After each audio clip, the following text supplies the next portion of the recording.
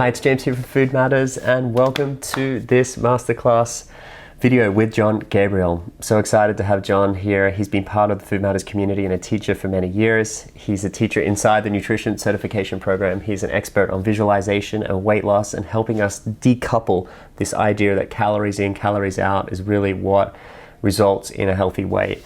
It is so much more than that, and this interview will help you to make sense of this. Jon is just an incredible teacher, an incredible guide, and I'm really grateful to consider him a friend. I know you're going to love this masterclass interview. Please make sure to download the workbook, take notes, because there's a lot to learn. And if you love learning from Jon, I know you're going to love him inside the nutrition certification program as well. Have a beautiful day, and I can't wait to see you at the end of this interview with your takeaways. Jon, great to be chatting again. Awesome to have you here for this special masterclass. Awesome, James. Thanks. I'm excited to be here. Super excited. So let's talk about weight gain and hormones. What's happening in the body as the body starts to accumulate excess weight, and what's happening to our hormones, and why does it do this? Like, what's happening here? Yeah, that's a great question. It's a really important question. It's a question that people don't ask enough.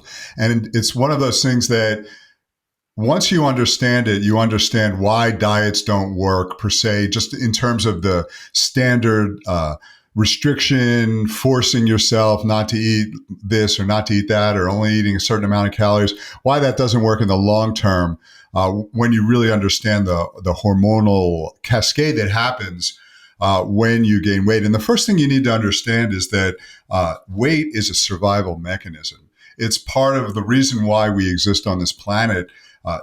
Tens of thousands of years ago, those people that could put on weight in times of famine, like a long, cold winter, those people that could put on weight, those are the people that survived and then passed on our genes to us. So the people that were very efficient at gaining weight in those environments are the ones that survived. The other ones didn't. So we inherited a mechanism that enables us to gain weight for survival reasons. Now, obviously, we don't need weight in this day and age for survival reasons because we're living in controlled environments and there's always food available. But we have this mechanism and we need to understand it because it can get activated by mistake.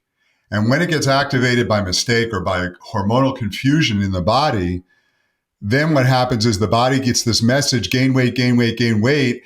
And it doesn't matter how much you eat or how fat you get. If you're getting that message for some external reason that's not about survival, your body just keeps going. And that's how you get to this place where, for example, someone like me that weighed over 400 pounds at one point, it's because of this hormonal cascade. And so this is really like, if we're doing a master class right now, the best thing you can understand is this hormonal cascade. And it comes from understanding two hormones. So one is leptin, the hormone leptin, and the other is the hormone insulin. And I can just jump in and talk about it if you want. Yeah. So leptin and insulin. Insulin, obviously, people are probably a little familiar with because of the diabetes epidemic in the US and insulin sensitivity and insulin resistance, etc. But then leptin, less so. So let's talk about these two and why they're so important. I'm going to start with leptin because leptin is actually the most important, and leptin's the least understood, and as you said, the least talked about.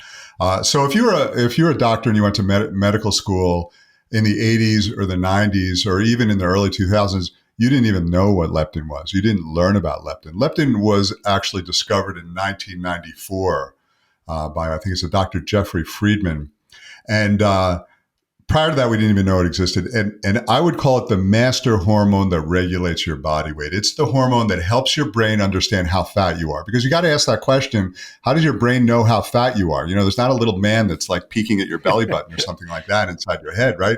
So the hormone leptin is the hormone that communicates to your brain, the survival part of your brain, the hypothalamus that's down here, the animal part of your brain. It communicates to that part of your brain how much weight you're carrying. And the way it does it is that your fat cells produce the hormone leptin. So simply, the more fat cells you have, the more leptin you produce. The more leptin you produce, the more leptin's in your bloodstream. And then it goes into your hypothalamus, and your hypothalamus says, whoa, look, we got all this leptin. That means we've got so much weight. We have to start losing weight. So we're too fat, basically. So what your brain will do is will send different signals. It'll send a signal to your tongue to be very sensitive to sweet foods. So sweet foods taste too sweet. It sends a message to your thyroid to speed up. It sends a message to your liver to start burning fat and to your muscles to start burning fat. And all these things combine, and it sends a message, and it also becomes very sensitive to your stomach. So as soon as you eat something, your brain's listening, your brain says, oh, that's enough. Wow. We don't want too much food. So when you combine all those things where you don't want sweet foods anymore, you're not that hungry, your thyroid speeds up, and your liver and your muscles start burning, and your fat cells start burning fat. When you combine all that, you start to lose weight very easily and naturally. And as you can see, it would be without force. As soon as your brain gets the message you're carrying too much weight, it's very easy to lose weight because of all the changes. And people they focus on their taste buds, or they focus on their thyroid, and they focus on how to get their liver or their fat cells to burn fat. But it's all coming from this. It's coming from the hormone leptin. So when they discovered this hormone, there were some interesting things. They bred mice to not produce the hormone leptin. So no matter how much fat they had on their bodies, the mice didn't produce leptin. And so what happened was the mice just got fatter and fatter and fatter, and grew within a year or so to be 3 times their size. Whoa. It was like an unregulated cascade of weight gain because the brain wasn't getting the message that it had any weight at all. It's almost like the brain thought you were starving to death because there was no leptin. Wow. So, yeah. So then they took these mice that were now 3 times their size that could not produce leptin, and they started administering leptin to them intravenously. Jeez. And the more leptin they gave them, the thinner they got. Oh my God. Until they went back to their normal size. Yeah, wow. And here's where it gets really interesting. So when the researchers discovered this, they said, oh my God, we found the secret. All we have to do is give people leptin, right? Overweight people leptin, and they'll lose weight. And problem solved. This is what they thought, right? So they took a bunch of overweight people and they gave them leptin more and more. And what do you think happened? Let me take a guess at what do you think happened? Well, they progressively lost weight. Yeah. So that's what you would think. The answer is that nothing happened. They did not lose any weight at all. Overweight people already have a lot of leptin in their body. So giving them more leptin didn't do anything. So what is the reason? The reason is, and this is the most important point that we're going to talk about for both leptin and insulin, is that overweight people already have a lot of leptin, but they have something called leptin resistance, which means that part of the brain that's in charge of listening to of reacting to leptin is not reacting to it. It's as if you have no leptin in your body, because for all intents and purposes, the connection isn't working.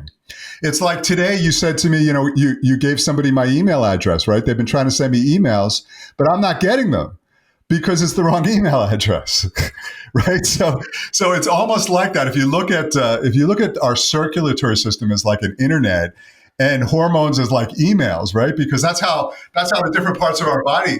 The fat cells communicate to our brain with hormones. The liver communicates to the heart with hormones. The stomach communicates to the lungs. They're like hormones, like emails, right?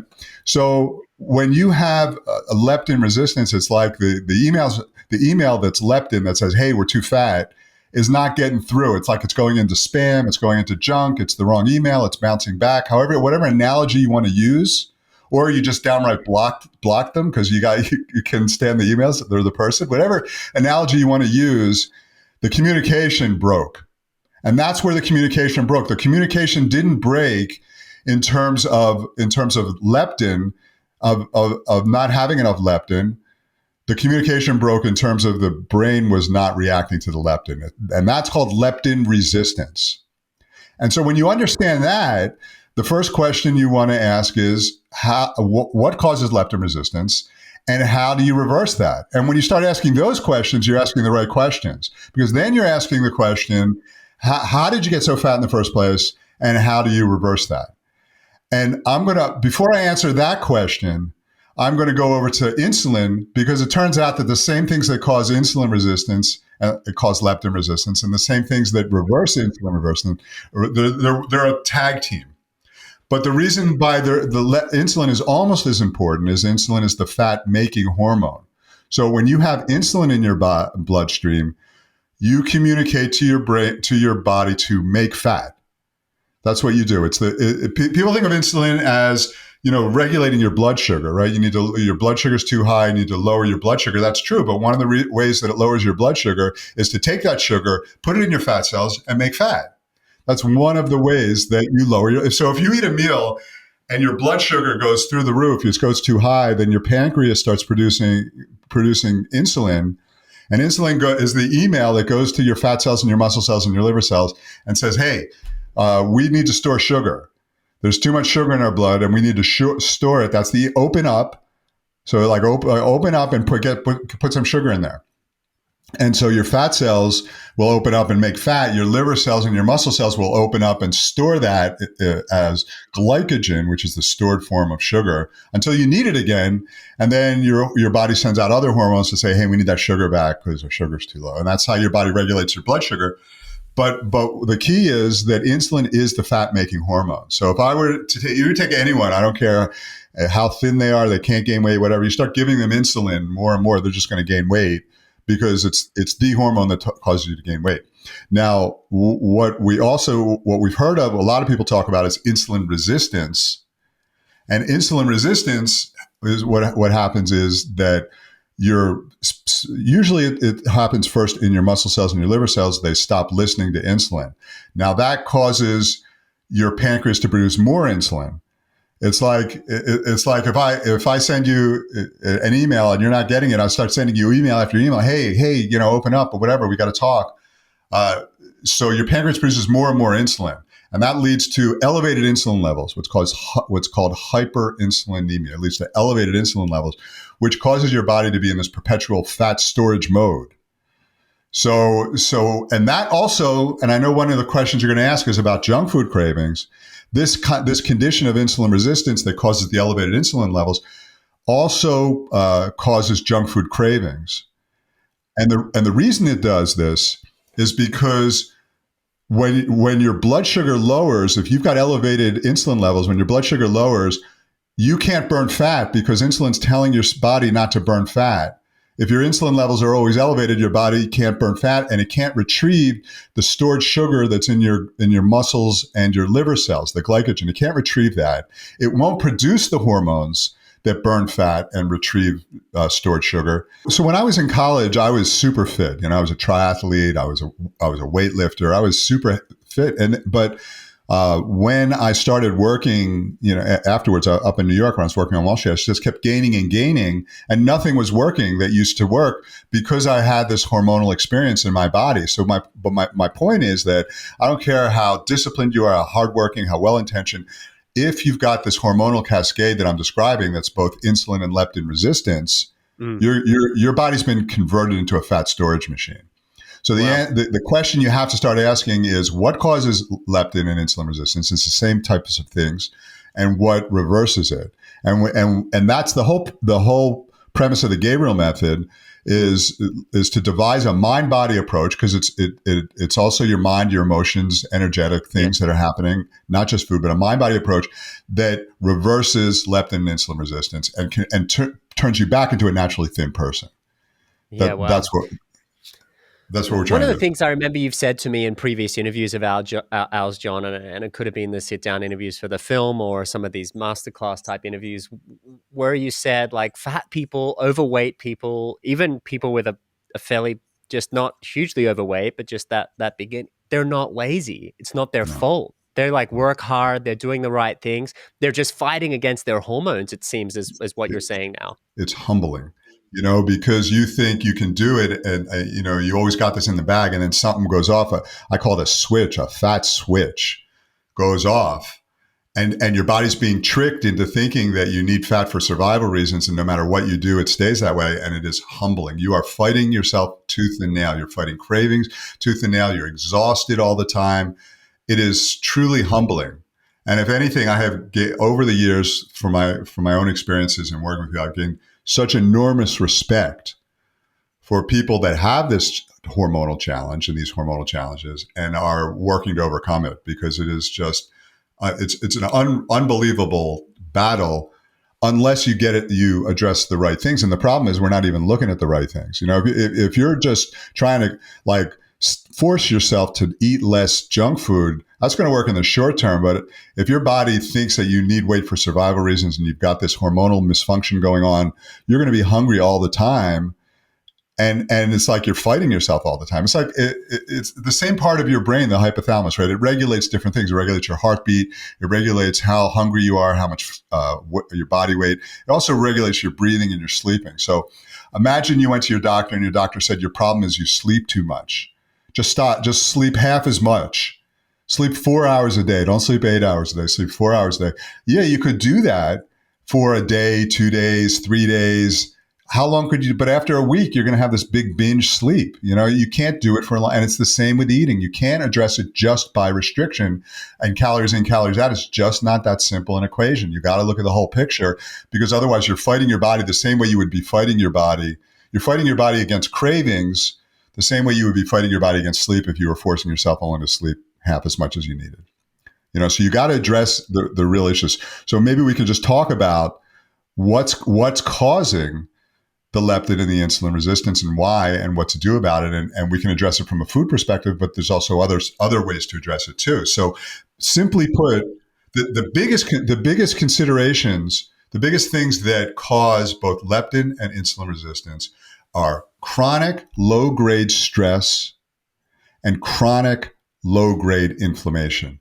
Now, the key here is the words chronic low grade. So stress, like, you're running away from a tiger, your stress level is going to go through the roof for a couple of minutes. That's an acute stress. Or even if you sprained your ankle, your inflammation is going to go up for a couple of weeks or whatever. It's an acute situation. That's a completely different hormonal experience. It's chronic low grade stress and chronic low grade inflammation. That means it's always present. It's always a little bit elevated, and it's always there. That causes this hormonal cascade, because what it does is it elevates certain stress and inflammatory hormones known as pro-inflammatory cytokines. And these hormones basically tell the key cells in your body to stop listening to leptin and insulin. They block the signal.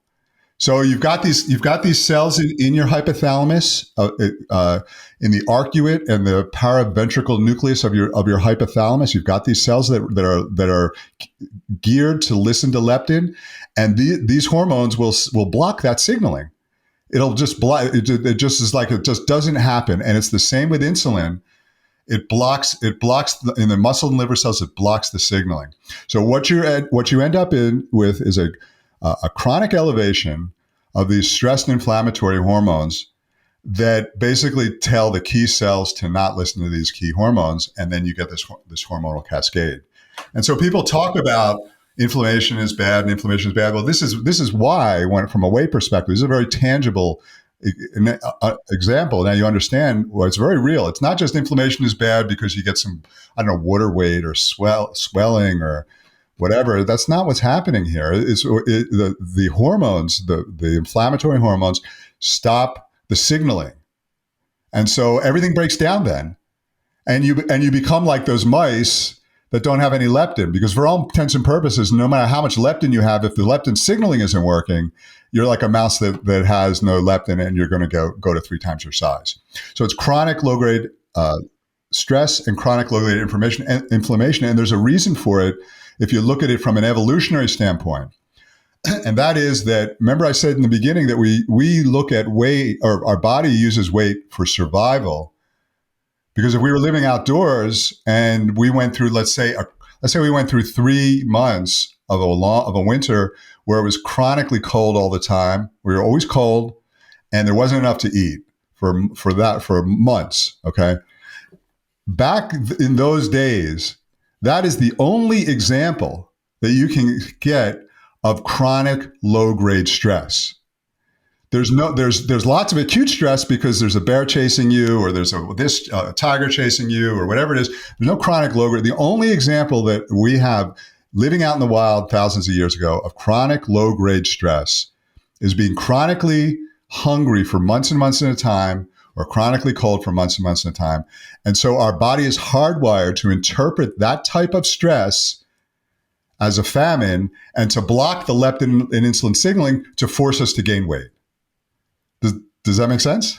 Yeah, totally. 100% makes sense. Now, 100%. here's the thing. Here's the important part is that today there's a zillion different things that are going to cause chronic low grade stress and chronic low grade inflammation. We hear about it all the time, right? I mean, especially you guys talk about inflammation with food. You do an incredible job of talking about inflammation with food, and we can touch on that. And I'm sure a lot of your masterclass series and your nutrition class is going to focus on that. And by the way, I just want to say that I love your nutrition certification class. I just think we've put hundreds of people through it at this point, and they are loving it. It's very comprehensive. The information is spot on. It's just really useful. So I'm sure you're going to cover a lot of of inflammatory foods, and we can talk about that. But we can also talk about some of the other things that we don't think about in terms of weight and inflammation and stress, and that is just the chronic stress of trying to make ends meet day in and day out. Just worried that you get up, you watch the news. There's a virus. There's the Wall Street went there. There's all these inflation. There's all these different things, and so we're in this kind of chronic stress, and so that's an example of chronic low-grade stress that can cause us to gain weight. And we see many examples of people in the work, trying to make ends meet, working really hard and gaining weight. We see that all the time. Another example is trauma, past emotional trauma.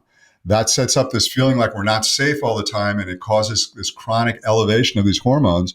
And that's a really important one. So past trauma, not getting enough sleep. We hear that all the time. If you don't get enough sleep, your cortisol levels elevate, and that causes this cortisol tells your body to stop listening to leptin and insulin the same way the inflammatory hormones do.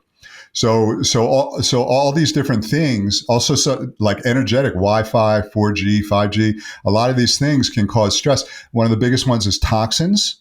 We're just bombarded with toxins. And so the cellular stress, the oxidative stress that it puts on the body is causing a low grade chronic stress. And then the biggest one, which I know you guys talk about a lot, is our microbiome. When we have unfriendly microbiome all day long, we are causing stress and inflammation in our body that's causing this condition. Even if if you have gum disease, it's the same kind of thing. It's that microbiome is causing a type of stress that's elevating your inflammatory hormones, because your immune system is trying to fight it off, whatever the problem is, which elevates the inflammatory hormones, which causes this condition. So those are all the different things. Now, food does play a big part of it, and we can talk about it. Sugar is very inflammatory. Vegetable oils are very inflammatory. Yes, deep fried foods. Yep. Deep fried and grains. They're all very, very inflammatory. And I know you cover that a lot. But what you want to do is eat as much real food as possible. I always say that if you imagine that you're on an island 10,000 years ago, what can you eat on an island? Nothing is processed, right? And that's a really, really important point, because it's the very act of processing something, whether it's a processed vegetable oil or it's a processed sugar or it's a processed grain. It's the act of processing something that causes digestive problems, it causes problems with your microbiome, and it causes inflammation. And the reason is because when you process something, what you're trying to do is make it last longer on the shelf. You're trying to make it resilient from being broken down by whatever breaks things down. But one of the things that breaks things down in the air is bacteria. Yeah, mold, yeast, fungi, bacteria, yeah. Right. You're trying to make it resistant to being broken down by bacteria, which means that when you eat it, it's still being resistant to being broken down by bacteria. And so your body is not even recognizing it as a food, it's recognizing it as a toxin because it can't digest it. And because it's being recognized as a toxin, it causes an immune response, which causes an elevation in the pro-inflammatory hormones. No way, John. That's an amazing connection. I've never made that before. So because a processed food is resistant to being broken down by bacteria, yeast, fungi, etc., which is a natural process of which our olfactory system is designed as a barrier and to take in these naturally living foods, right? Yeah. It then what is this? It's I can't break it down. If I can't break it down, it's a toxin. Do you understand? As far as my immune system's concerned, if I can't break it down, it's a toxin. So there's an inherent processed foods are not only toxins because they have some toxins in them, like chemicals, colorings, aspartame, artificials, etc. But it's a toxin because our body just actually doesn't recognize even the raw ingredient that is food because of how heavily it's been processed, like, no, this is just, the whole thing's a toxin, including the toxins. Take the difference between raw milk and pasteurized milk. Now, there's a lot of controversy, and everybody, you got to be really careful with raw milk. You got to trust it. It's better to be fresh. It can go bad. All that stuff. Okay, but raw milk is recognized in the body as a food and is able to be broken down and is not inflammatory. Whereas pasteurized, we all know that pasteurized dairy is inflammatory. It's inflammatory because when you eat it, the body says, I can't break this down. This is not food. This is a toxin. So I'm elevating my immune system because that's how I fight toxins, and it becomes inflammatory. So it's really that simple. So if you were in an island, you were living on an island 10,000 years ago, there's animal proteins, fruits, nuts, different vegetables, and dairies and eggs, and all those things don't cause problems. None of those things cause problems in their natural state because your body recognizes it as food.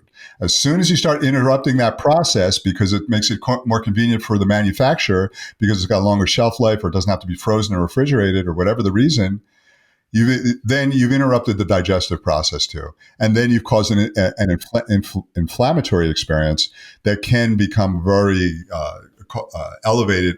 Can cause an elevation in your pro-inflammatory cytokines and cause this hormonal cascade. So it's really as simple as that. You want to pretend you're on an island 10,000 years ago. Nothing could be simpler from an eating perspective. And what's really interesting is sugar. When you've got these hormonal problems, sugar is a huge problem because you already have elevated insulin levels, and then sugar elevates your insulin levels even more, and then you get huge fluctuations in your blood sugar and huge junk food cravings, all this kind of stuff. But when this hormonal cascade goes away, sugar is not a big problem anymore. As long as it's a natural sugar, it's not processed. Your body can handle sugars at that point because you don't have insulin resistance. You don't have an elevation in your insulin levels, and your body can burn fat and regulate its blood sugar. So a lot of the issues around sugar and carbs, they start to go away when these hormonal problems go away. But that being said, all forms of processed sugars and carbs are always going to cause problems because that starts the ball rolling again with this whole hormonal cascade.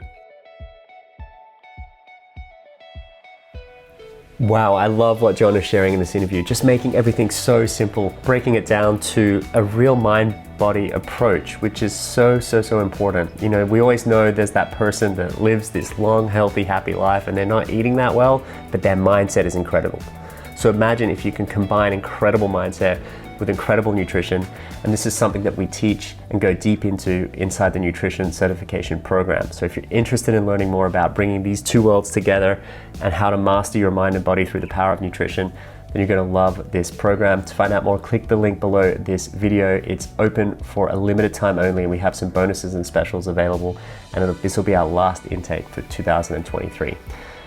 Can't wait to see the new students that join, and for now, let's get back to the masterclass. Yeah, wow. Look, a few things that are just big penny drops for me, and I know that continually our conversations, Jon, always tend to do this for me, but I know data that shows that obesity and overweight contributes to, it's one of the leading precursors to death. So it increases all other rates of cancer and chronic degenerative disease. And so it's like a leading precursor towards this path of exit from the material experience of life. Now, what is interesting though today is that you've said that low-grade chronic stress and low-grade chronic inflammation are the precursor to obesity. But I also know from many people I've spoken to, those two things are precursor to all chronic degenerative disease. So it's like they're just it's all working now. It makes sense now, Yeah. So there might causation and correlation when it comes to obesity and all these other things, because typically if somebody has this chronic inflammation, they are going to gain weight, but they're also going to have hardening of the arteries. So they're going to have heart disease. They're more likely to have cancer and many other degenerative diseases. So if you look at it as a tree, the trunk of the tree is chronic low-grade inflammation and chronic low-grade stress, and all the branches are all the different degenerative diseases, including obesity. So that's what I think is happening. Wow. So it's like if we solve for these two core issues, really, like the leptin Yeah, resistance or leptin resistance and yeah, insulin resistance. So basically improving our body's capability to yeah. listen for these already circulating, already abundant hormones, then we're going to solve for a They're myriad all of the these same. issues. And then the way that we go upstream and do it is that we reduce stress and we reduce inflammation. Is that the key? It couldn't be simpler. And from an eating perspective, it actually is really simple. And that is that you want to eat real foods. You want to be you want to pretend you were on an island 10,000 years ago and eat those foods in those forms as much as possible. Sorry, let's talk about what that is for a minute here.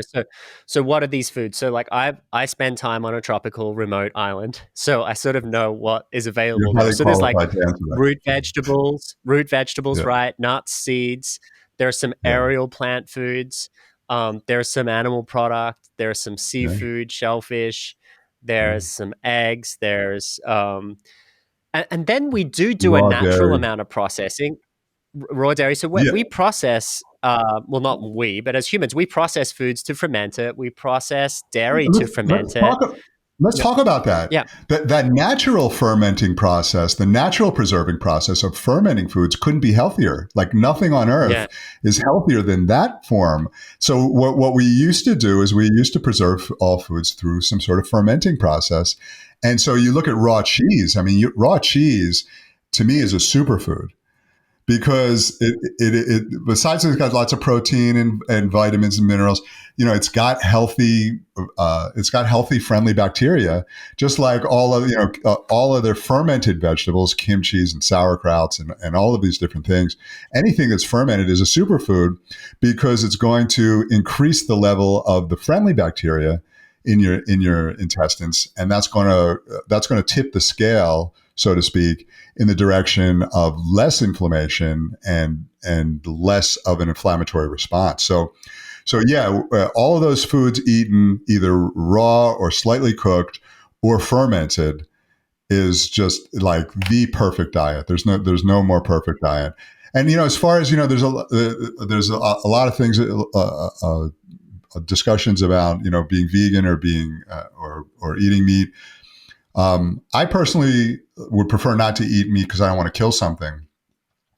But from a nutritional standpoint, our body is able to eat meat, and it's the right type of meat. It's a grass-fed type of organic meat, and it's not overly processed or cooked. It is healthy, and I sometimes go back and forth, and I struggle with it. But typically, a vegan will point out all these reasons why meat is not good for you, and some of them are true, and some of them I don't necessarily believe are true. But if you were just to take a clinical nutritional standpoint, yeah, animal protein that you find on an island that's grass fed and organic, and maybe it's fermented or cultured or cured. That's a superfood. Mm. That is a superfood. There's no question about it. And I think the way that we've grown to approach the bridging of all these nutritional philosophies and how they may or may not work for different people at different stages of their life, this concept of biochemical individuality, of which Cristo Recchio teaches to, at an excellent level inside the nutrition program, to help people grasp this concept, is to develop a level of, I know in psychological circles it's called psychological flexibility, and maybe in nutrition circles we should call it nutrition flexibility. So if you're a 52-year-old woman going through menopause, you're going to need different things than a 35-year-old woman that's just given birth to a 25-year-old guy or woman that is looking to just improve their, say, physical performance for a specific activity. So understanding that and bridging all these philosophies together, we sort of built this term, and collectively with some other experts, this concept of becoming a qualitarian, where we concern ourselves more with the quality of a food than whether or not it's vegan, paleo, vegetarian, high carb, low fat, high carb, whatever. It's like, what is the quality of this product? Is it local, organic, in season? And is it going to be suited to me right now, given what I'm moving through and wanting to improve? That is 100% the way I approach food right now. Food is a message to your body. It's a hormonal message. It's a hormonal experience, as well as being, a nutrient. But to me, that's the only question I'm asking is what is the quality of the food I'm eating? Not how many calories it is, not how much fat it is, not how much sugar it is. What is the quality, and what is it that my body needs right now? And a lot of times we know we need to correct an imbalance. So yeah, like I said, if you have this imbalance of leptin, insulin resistance, your sugar, you have to be very sensitive with sugar, but that does go away over time. So, but basically that, I couldn't agree more. And, when you look at basically the inherent conflict of interest between, food manufacturing, large, big food manufacturers, and what our nutritional needs are, it just becomes really easy to see that, anything you're processing that's going to cause you problems. And of course, that's what they're selling. And that, they're going to spend billions and billions of dollars marketing it. And they're also going to spend billions and billions of dollars hijacking your taste buds and the pleasure centers in your brain cells that will indicate to you that when you eat something, your brain and body are saying, this is good for me. I want this. I want more of this. But nothing could be further than the truth. It's just the same way that, if you took a highly toxic type of perfume that smells like flowers, it smells like flowers because the chemicals are shaped, the molecules are shaped in the same shape as what a flower would, the molecules of the flower, but they're different molecules and they're toxic molecules and they're going in your brain. It's the same thing. They've hijacked your pleasure centers of your brain. They've hijacked your taste buds. They've hijacked your biology. And they've spent billions of dollars figuring out how to do it, and billions of dollars figuring out how to market that to you, so that you're in a situation where, if you just go to, like, I just came back from Philadelphia, right? It's 30 hours of traveling. If I were just to eat whatever was being served to me, I don't think there's a single thing that was served to me that would have fallen into this category of being on an island 10,000 years ago. Yeah. In that form, like not one thing. Yeah. For 30 hours of traveling, it's like 3% of most menus, probably on average, 3 to 5%. I think if you took the peaches that were in the clinged peaches that were in the cup and you washed all those syrup off of them, there's some semblance of a peach left, but that's it. There's nothing else. Yeah. Wow. In 30 hours of traveling that I would have had to experience. And I bring my own. I bring my superfoods and my super greens and all that kind of stuff. Yeah, totally. But you need to be awake. You need to be aware that you have this, that this exists, and then you need to solve the problem. And you need to solve it not just by food, though. That's the other thing, and that's why we call the Gabriel the mind-body approach, because chronic stress, lack of sleep, toxins, and past trauma are the big ones that can get the ball rolling in this hormonal cascade, and then everything just builds on that. Nice.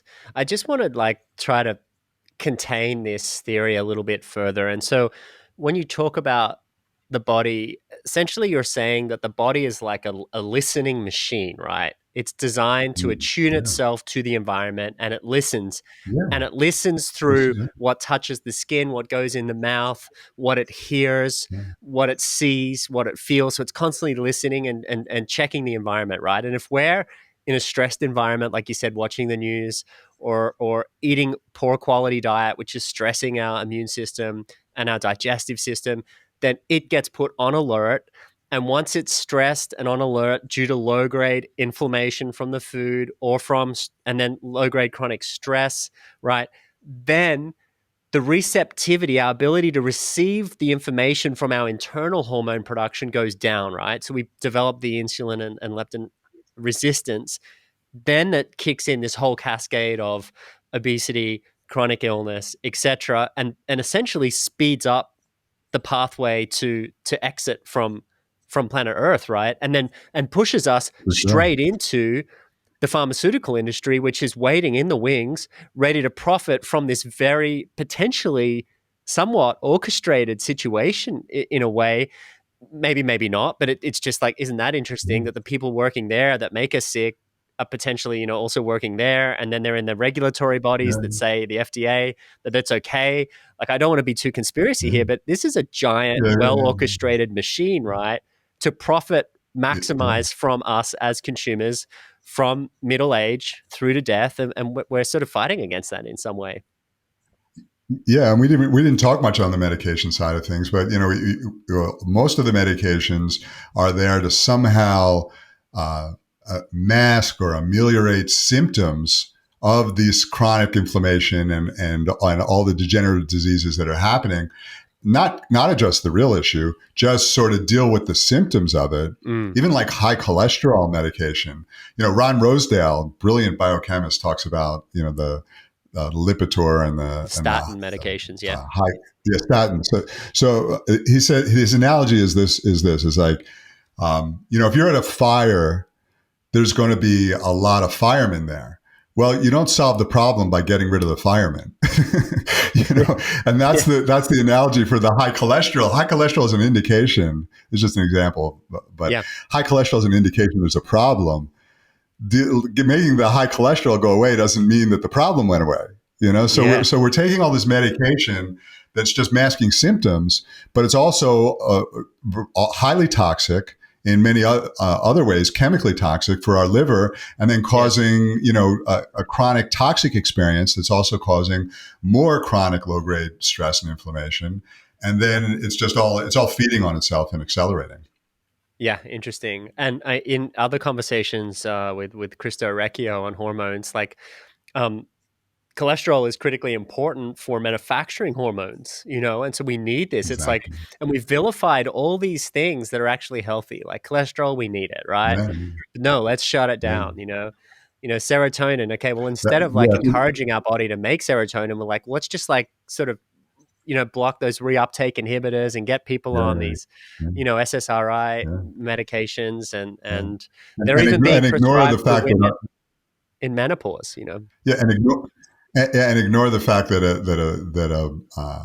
a byproduct of that is suicide. Like it increases your Yeah, suicide risk long-term because use increases suicide use, which they denied for many years and then yeah, acknowledged, and it's and there's further a reason come. for that.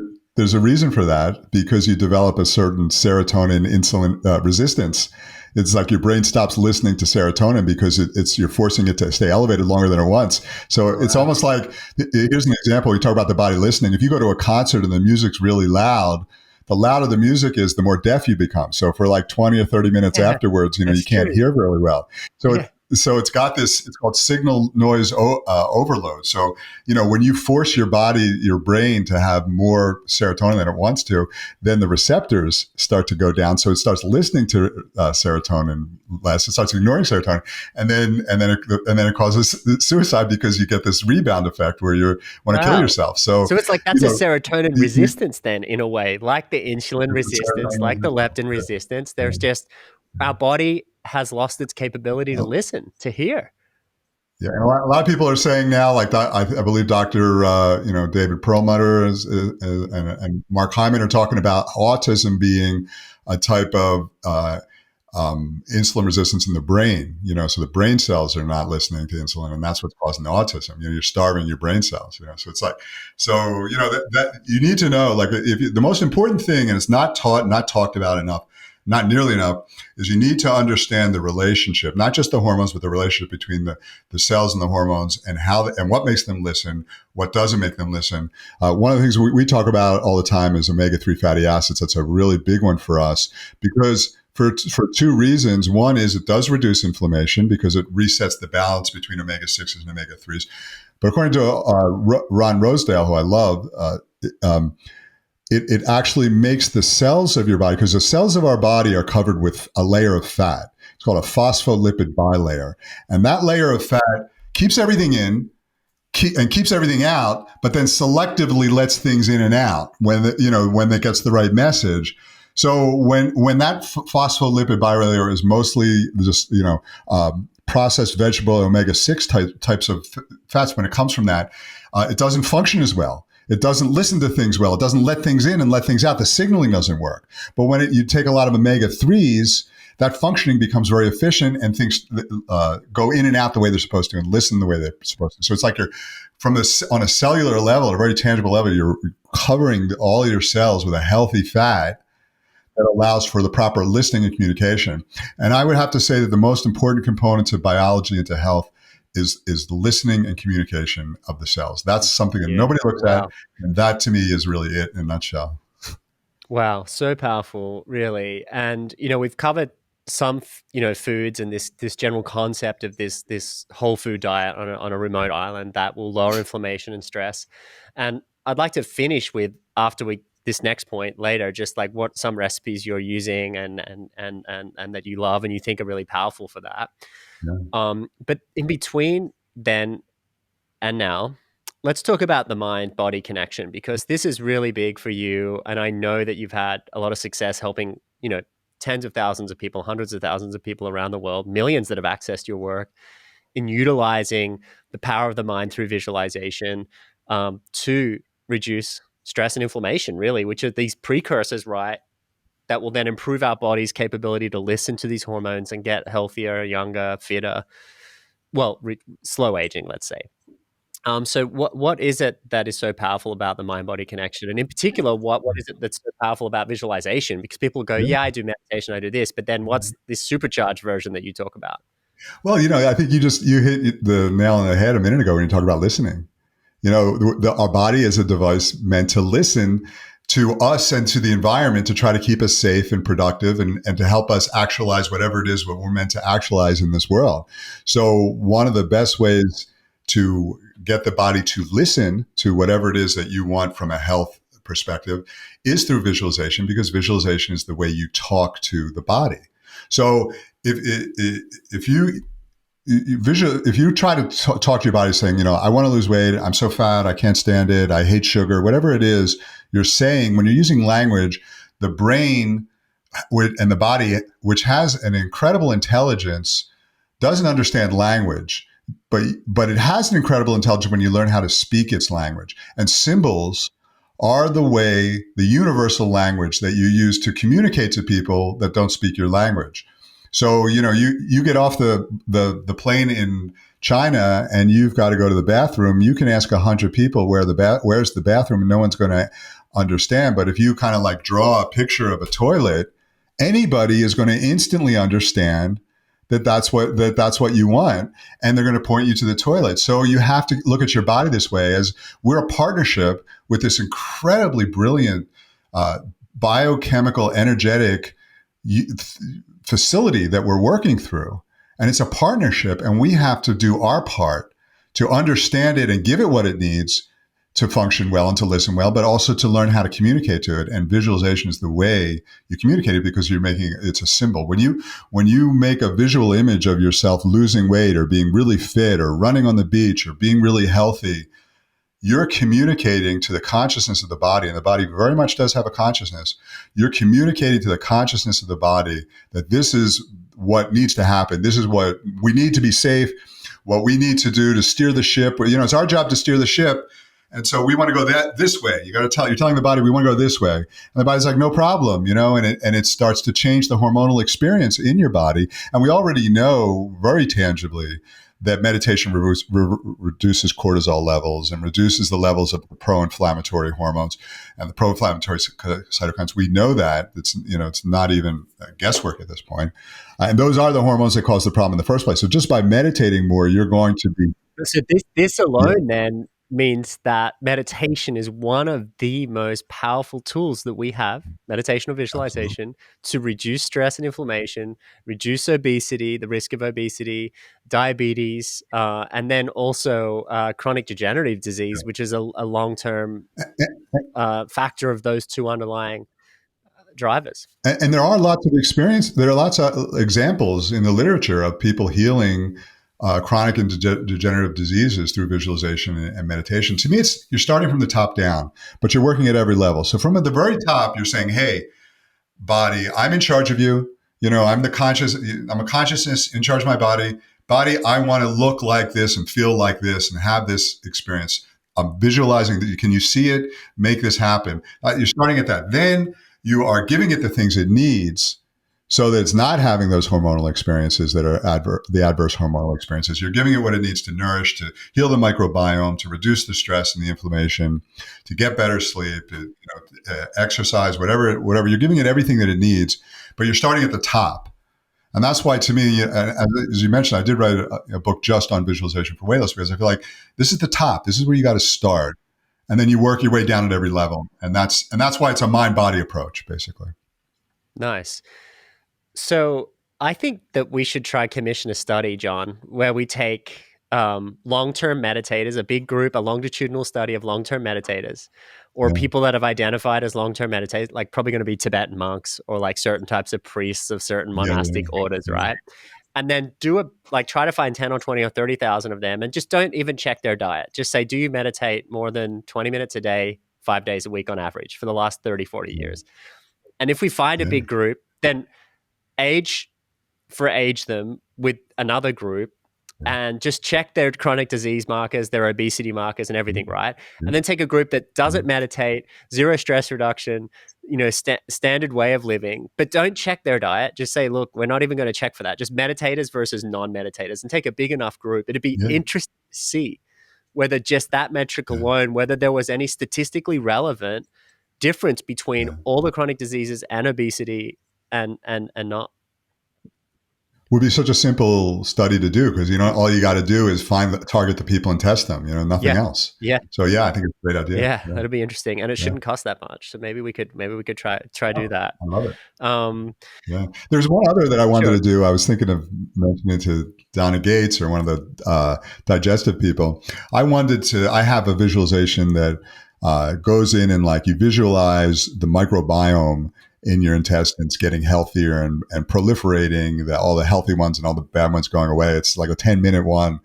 And I'd love to do a test where, you just test the microbiome, whatever the test is, and then you have to do nothing else but listen to this, no make changes if they want, but no force changes, for 10 minutes a day, and then test it again, 3 months later and see if there's a difference in the microbiome. I have a feeling you'll see a big difference. Yeah. Well, I mean, you've spoken about studies in your book and in Transcendence, the docuseries, where there was examples of like the three groups of basketball players, right? One group Yeah. practiced three free Mhm. throw shots, not three Free point throw shots. shots. Something Yeah. a different, Yeah. physically did it. Another one did Yeah. physical and some meditation, I think, and the other one just did No, no, no. visualization only. So I think it was there was a group that just did the free throws. There was a group that Yeah. just visualized doing the free throws, and then there Yes, was a group that didn't do the free throws. that's right. And the group that visualized the free throws did as well or almost as well as the people that did the free Yeah, throws every day, because you're using you're just it's like when you visualize something happening, all the muscles and neurons and nerves get activated in the same coordinated sequence as if you're doing it. And all top athletes, I was a ski racer in high school, and the top ski racers, they all would visualize this, going down the line over and over and over again. Car racers, racers.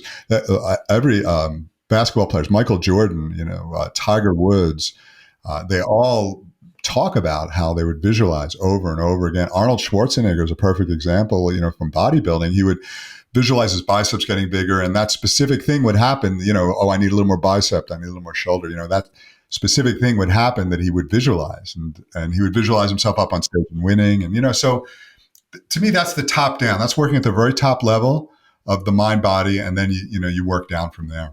Well, I watched actually Ace Ventura: Pet Detective the other evening with the kids Oh as yeah, well, and told them the yeah. story that you told me about Jim Carrey, and it's like, whoa, even in Oh, that amazing. way, it works. Yeah, yeah. And well, that's sort of like the latest book I wrote, How to Change Your Universe, is very much on that kind of concept that you're using visualization to actually change the outer experience. But what he did was when he was broke, he wrote a check for himself for $10 million and dated it 3 years in the future. And 3 years, I mean, this is the story. I don't know if it's exactly right, but this is what I heard. 3 years, like to the day, he got a check for $10 million for the movie Dumb and Dumber. I mean, Yeah, insane, right? And he went on Oprah and told the story, yeah, and I mean, yeah, yeah, really powerful example of that. The body and the mind connection, or I think Deepak talks about it as one word: the body mind, or mind body. It's just yeah, one unit. It's completely indivisible, and I love your work in that space. can we land the plane a little deeper on this? I mean, we've spoken about visualization, and I'd What do love to we make eat? sure that people in the community would like to get access to some of your visualizations Yeah. because I know they're incredible, using them personally, knowing many people that do. But let's talk about food. Are there any recipes or things like specific recipes that you really love that stand out? I know that we were texting back and forth on some recipe that you've been utilizing a fair bit recently. Do you want to talk about that recipe, or is there other ones that just Yeah. really handle the stress inflammation thing on the head and really? Well, I've been, I've been doing a lot of detoxing recently and living what I call a detoxification lifestyle. So a detoxification lifestyle to me is when on a daily basis, you're taking in less toxins than you are eliminating so that each day, so that, maybe you're not like on a water fast for 5 days or something. It's not that, but each day you're having less and less of a toxic experience.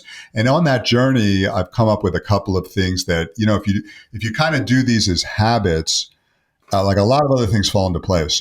So one of them is a veggie broth that I drink throughout the day. So I'll make a veggie broth out of things like onions, leeks, fennel, celery, and then different herbs and spices.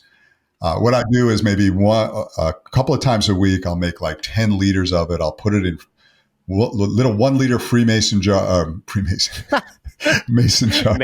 Ball mason, not There we Freemason. go. Okay, a Plug for little slip there. the, plug for the Let's not talk WEF there. about that, John. Yeah. So I'll put it in mason Yeah. jars. I'll drink it throughout the day cold. So that's my water. Is I'll have a couple of liters of this veggie broth. And what I like about the veggie broth is that you're getting all the hydration of water, but it's also more alkaline because the veggies are making it more alkaline. And then it's got lots of nutrients, and minerals, minerals and vitamins. That require no digestion, So, and where I'm going right now is one of the best ways to reverse this scenario is to get very high quality foods that require no digestion. So this requires no digestion; it just goes right through your system into the cells and into the bloodstream. And I'm drinking that throughout the day. Another is I take kimchi, which is fermented, Korean spicy ferment, and you gotta like spice for this one, otherwise don't do it. But it's spicy fermented cabbage loaded with friendly bacteria. I will juice that in a slow press juicer with cucumber and maybe apple if I want like a little bit of sweet or carrot. And I will drink. I'll have like a bottle of that I sip throughout the day. So I'm getting friendly bacteria. I'm killing the spice kills the unfriendly bacteria. My broth is typically very spicy too, and that kills the unfriendly bacteria. So I'm drinking these things, and then the other is I'm always experimenting with different types of super greens that and I might have a shaker of super greens that I drink throughout the day. And so the combination of the veggie broths, this juice, this kimchi juice, and the super greens, just drinking them as my liquids, so all day long liquids are going in that are totally nourishing my body, reducing inflammation, killing unfriendly bacteria, and in all ways giving me the nourishment and energy. And then once you've done that, as long as you're eating, a real food diet like we were talking about, like you're eating real foods as if they were you were on an island. You can't go wrong. It may not happen overnight, but over in the coming months, you're gonna have more energy. You're gonna get better sleep. You're gonna have less stress. You're gonna be able to exercise more. You're gonna meditate deeper. You're gonna be more creative too, and less stressed out, so that you're gonna find solutions in your job and your profession. And skin's gonna glow, and your relationships are gonna improve. So it's something that happens automatically in the background if you just get these systems in place. It's like you're putting systems in place. And then you don't have to think about it, as opposed to doing this thing where you're having 1,200 calories and you got to like weigh your broccoli to make sure there's not you didn't get an extra sprout of broccoli in there, whatever the thing you're doing. It's not that type of thing. It's a very sustainable thing if you just put these systems in place. So every single day I'll have those things ready to go. I have my veggie broth ready to go. I got my shaker of super greens. I got my kimchi juice ready to go. I'm sipping that throughout the day. And then whatever else I'm having, it's going to be real. But every day, like I feel younger now than I did 20 years ago. And it still keeps going. So that is if you put that system in place, everything goes from there. And then you combine that with the visualization, which is the top part of the approach. Then you've got it from both sides, from both angles. You're approaching it, and then day by day, week by week, month by month, you're just getting healthier and healthier. So good. I love it. You are. And I love your message. And in a way, all of these practices, from the food to the mind-body practices that John's talking about, is really increasing this concept of enabling your body to listen to those chemical messages that are already relevant and in the body system, so that you can be a healthier, happier, longer living version of yourself. And I just love that message. It's so beautiful. It's wholesome. Yeah, yeah. I think like I said, you really hit the nail on the head with the listening thing. It's like you're helping your body make sense of all the confusion. You're giving it what it needs to listen to. You're telling it what it needs to listen to, and you're helping it calm down and navigate through a highly complex environment that it was never meant to experience. So it's exactly right. It's about listening. Beautiful. I guess beautiful. Amazing. Thank you, Jon. Yeah. Always great chatting with you. And I've hoped that everyone's found this super insightful as much as I have. I keep learning every day more and more.